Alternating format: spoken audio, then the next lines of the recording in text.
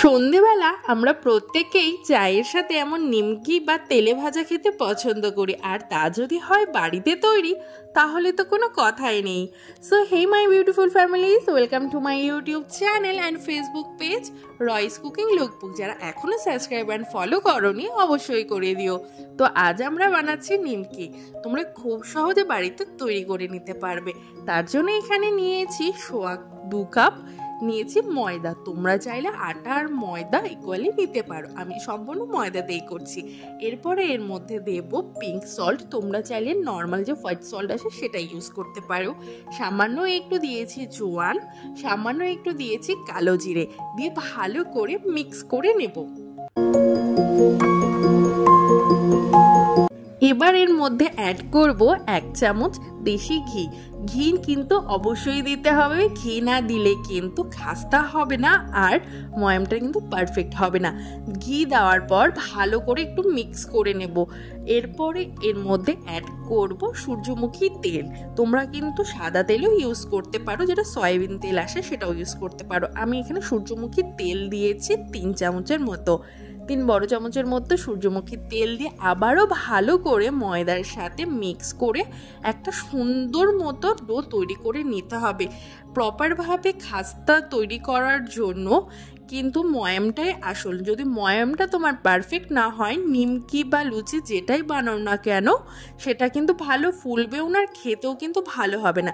ঠিক দেখো, তেল দেওয়ার পর এমন যেন একদম হাতে মোট হয় আর হালকা একটু প্রেসারে যেন ভেঙে যায়।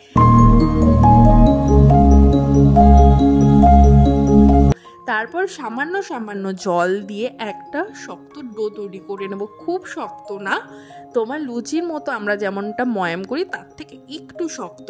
দেখো এরকম ঠিক জিনিসটা হবে। ভালো মতো ময়াম দিয়ে এবার এটাকে আমি রেস্টে রেখে দেব 1 থেকে 1.5 ঘন্টার মতো। ভালো করে ঢেকে রেখে দেব। দেখো 1.5 ঘন্টা হয়ে গিয়েছে আর ফুলেও উঠেছে আর একটু নরমও হয়ে গিয়েছে।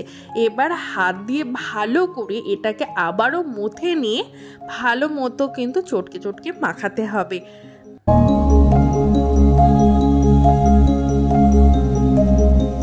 ভালোভাবে মাখাবার পর এবার লেচি কেটে নিচ্ছি। আমি এখানে 4টে করেছি। এবার এই 4টে লেচি থেকে বড় করে আমরা ঠিক যেভাবে রুটির জন্য বেলি তেমনভাবে বেলে নিতে হবে। খুব পাতলাও না, খুব মোটাও না, সুন্দর মতো একটু বড়ভাবে বেলে নিতে হবে।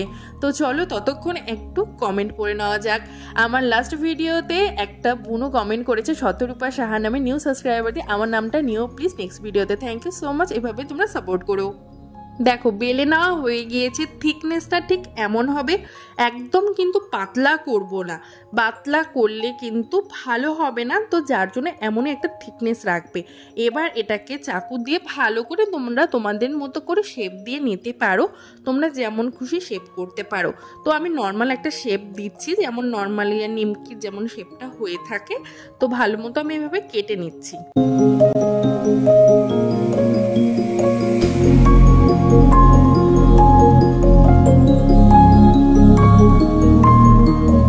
কেটে নেওয়া হয়ে গিয়েছে।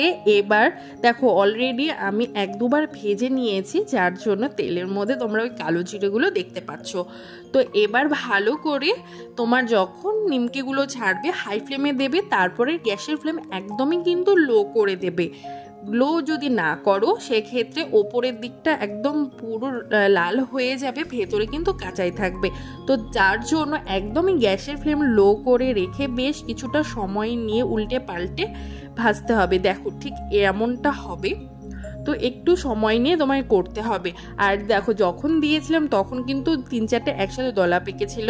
যদি তোমার প্রপারভাবে ময়াম দেওয়া হয় তেলের মধ্যে যাওয়ার সাথে সাথে একদম প্রত্যেকটা আলাদা হয়ে যাবে। দেখতেই পাচ্ছ একদম প্রতিটা কত সুন্দর মতো হয়ে গিয়েছে আর কতটা ফুলেছে, একদম প্রপার খাস্তা হয়েছিল। বাড়িতে অবশ্যই ট্রাই করো। দেখা হচ্ছে অন্য ভিডিওতে। বাই।